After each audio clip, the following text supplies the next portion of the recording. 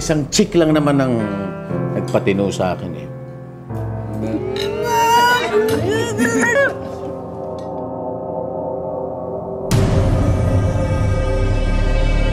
Punong-puno na ako sa batang yan eh, oh! Bakit di ka muna lumayo dito? Magbakasyon ka muna sa Amerika.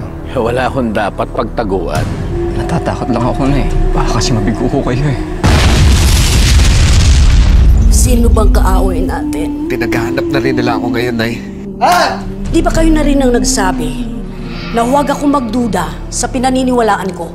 Sistema ang kalaban natin. Higante ang binabangga natin. Araw-araw nakikipaglaban ako bilang isang ina. Yung babalikan mo, manggugulo ka? Bakit may nagisip ka magandang gawin? Bilang asawa.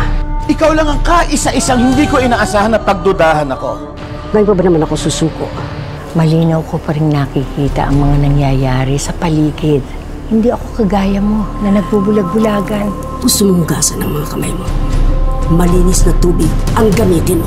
Ito! Sino ba kayo? Ako ba si Kapitan Tunying? At sandali lang! Saan niya dadali na asawa ko, ha?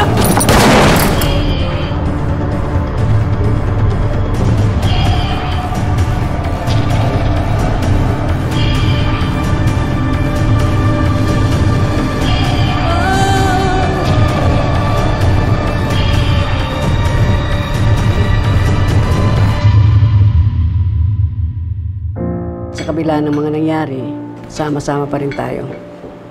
Yung isang pamilya.